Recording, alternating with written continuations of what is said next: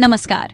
आज हम आपको भारत के एक ऐसे हिस्से की सैर पर ले चल रहे हैं जिसका नाम सुनते ही कई तरह की तस्वीरें जहन में उभर आती हैं। कभी डाकुओं के किस्से तो कभी ऊबड़ खाबड़ जमीन की कहानियाँ। जी हाँ, हम बात कर रहे हैं चंबल घाटी की। यह घाटी भारत के बिल्कुल बीचों बीच यानी हृदय में बसी है। यह कोई एक छोटा मोटा इलाका नहीं, बल्कि 3 बड़े राज्यों की सरहदों को छूती है। इसका फैलाव मध्य प्रदेश से शुरू होकर राजस्थान और उत्तर प्रदेश तक जाता है। सोचिए, एक ही जगह पर 3 अलग अलग राज्यों की संस्कृति और भाषा का संगम होता होगा। यह घाटी अपने आप में एक पूरी दुनिया समेटे हुए है, जो बाहर से जितनी रहस्यमयी लगती है, अंदर से उतनी ही जिंदा दिल है। इस घाटी की पहचान इसकी नदी से है, जिसका नाम है चंबल नदी। यह नदी किसी बर्फीले पहाड़ से नहीं, बल्कि मध्य प्रदेश के इंदौर शहर के पास जाना पाव की पहाड़ियों से निकलती है। यहाँ से निकलकर यह नदी एक लंबा सफर तय करती है।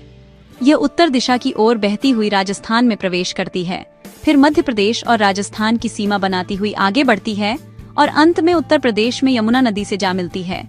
यमुना नदी आगे जाकर गंगा में मिल जाती है, तो एक तरह से चंबल का पानी भी आखिरकार गंगा सागर तक पहुँचता है। इसका रास्ता सीधा सपाट नहीं, बल्कि घुमावदार और चट्टानों से भरा है, जिसने इस पूरे इलाके को एक अनोखा रूप दिया है। चंबल घाटी का नाम सुनते ही जो सबसे पहली चीज दिमाग में आती है वह है बीहड़। बीहड़ का मतलब है गहरी खाइयां और मिट्टी के ऊंचे नीचे टीले, जो भूल भुलैया जैसे लगते हैं। ये बीहड़ बने कैसे? यह सवाल बड़ा दिलचस्प है। दरअसल हजारों सालों से चंबल नदी और उसकी सहायक नदियां जब तेज रफ्तार से बहती हैं, तो वे अपने साथ नरम मिट्टी को काट कर ले जाती हैं। इस प्रक्रिया को मृदा अपरदन या मिट्टी का कटाव कहते हैं। लगातार कटाव होने से जमीन में गहरी नालियां और खाइयां बन जाती हैं, जो धीरे धीरे विशाल बीहड़ों का रूप ले लेती हैं। यह प्रकृति की एक ऐसी कलाकारी है जो देखने में डरावनी लग सकती है, पर अपने आप में अनोखी है।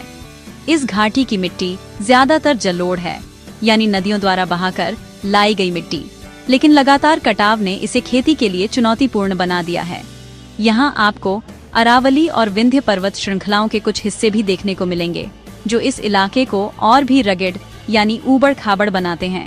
यहाँ की वनस्पति भी इस माहौल के हिसाब से ढल गई है। आपको यहाँ कटीले पेड़ पौधे जैसे बबूल, खैर और ढाक के जंगल मिलेंगे। ये पेड़ कम पानी में भी जिंदा रह सकते हैं और यहाँ की कठोर परिस्थितियों का सामना करने के लिए पूरी तरह तैयार हैं।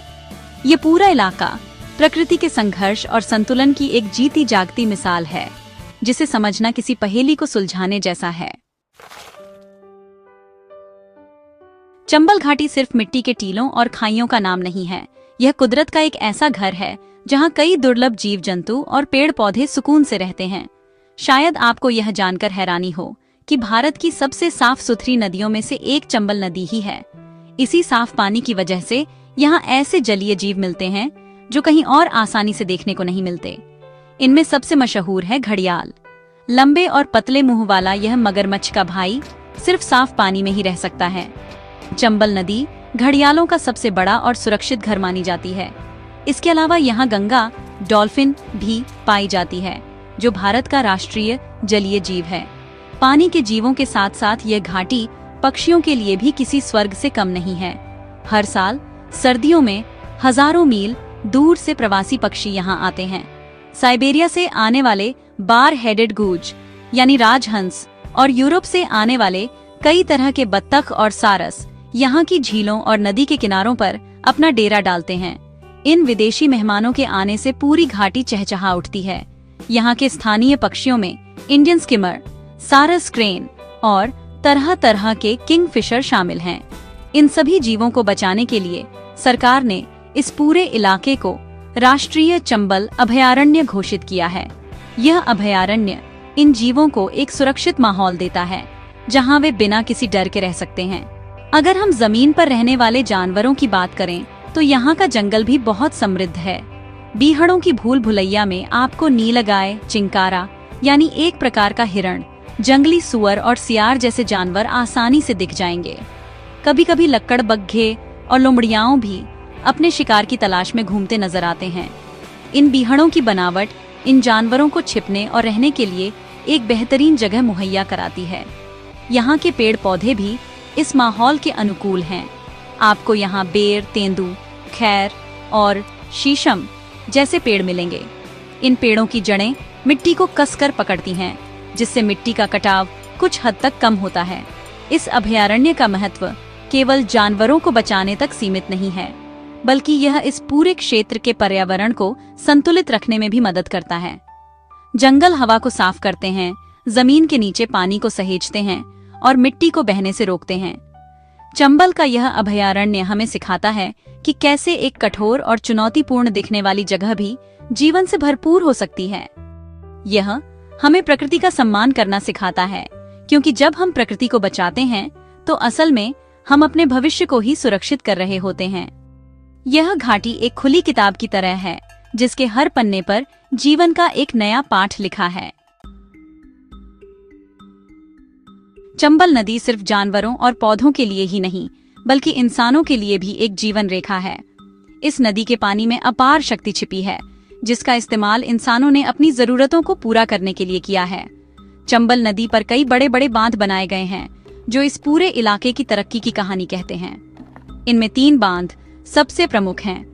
पहला है गांधी सागर बांध, जो मध्य प्रदेश में है। दूसरा है राणा प्रताप सागर बांध और तीसरा है जवाहर सागर बांध। ये दोनों राजस्थान में हैं। इन बांधों को बनाने का मुख्य उद्देश्य था बिजली पैदा करना और खेतों तक सिंचाई के लिए पानी पहुंचाना। इन बांधों में टरबाइन लगाकर पनप बिजली यानी पानी से बिजली बनाई जाती है, जो हजारों घरों और कारखानों को रोशन करती है।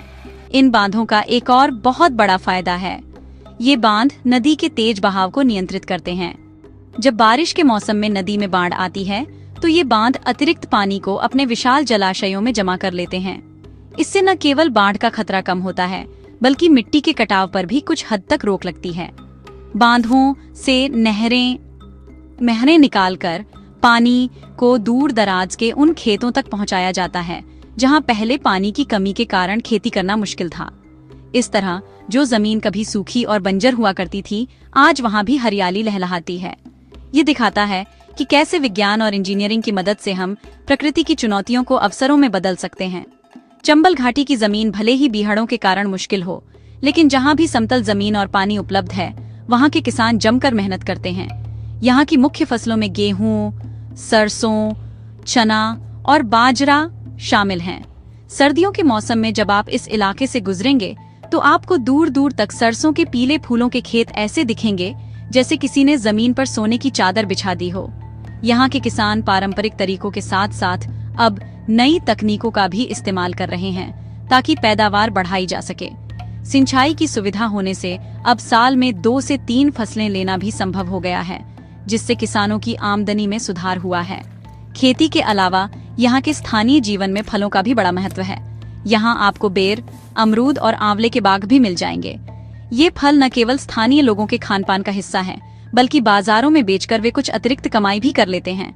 यहाँ का जीवन चुनौतियों से भरा है, लेकिन यहाँ के लोग मेहनती और जुझारू हैं। वे प्रकृति के साथ तालमेल बिठाकर जीना सीख गए हैं। चंबल के बांध, नहरें और खेत इस बात का सबूत हैं कि सही योजना और मेहनत से किसी भी इलाके की तस्वीर बदली जा सकती है। ये घाटी हमें सिखाती है कि विकास और पर्यावरण के बीच संतुलन बनाना संभव है। चंबल घाटी का जिक्र हो और डाकुओं की बात न हो, ऐसा हो ही नहीं सकता। एक जमाना था जब यह पूरा इलाका डाकुओं, जिन्हें बागी भी कहा जाता था, के लिए जाना जाता था। ये बीहड़ और खाइयां उनके लिए किसी किले से कम नहीं थीं। वे इन भूल भुलैया जैसी घाटियों में आसानी से छिप जाते थे, जिससे पुलिस के लिए उन्हें पकड़ना लगभग नामुमकिन हो जाता था। पान सिंह तोमर, फूलन देवी, मान सिंह जैसे कई डाकुओं के किस्से आज भी यहाँ के लोगों की जुबान पर हैं। ये कहानियां हमें बताती हैं कि उस समय यहाँ गरीबी, जमीनी विवाद और सामाजिक अन्याय जैसी समस्याएं थीं, जिनकी वजह से कई लोग हथियार उठाने पर मजबूर हो गए थे। इन डाकुओं का अपना एक अलग ही कानून और उसूल हुआ करता था। वे अक्सर अमीरों और जमींदारों को लूटकर गरीबों की मदद करते थे, इसलिए कुछ लोग उन्हें रॉबिन हुड की तरह भी देखते थे।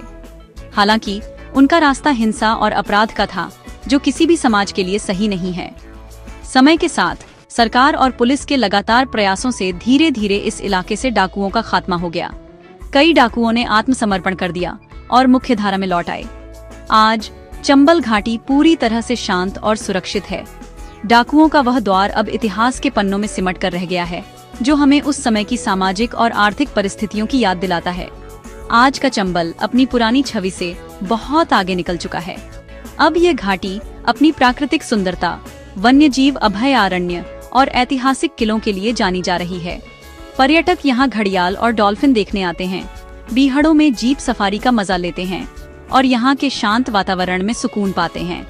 सरकार और स्थानीय लोग मिलकर इस क्षेत्र को एक पर्यटन स्थल के रूप में विकसित करने की कोशिश कर रहे हैं। सड़कें बेहतर हो रही हैं, होटल और गेस्ट हाउस खुल रहे हैं, जिससे स्थानीय लोगों के लिए रोजगार के नए अवसर पैदा हो रहे हैं।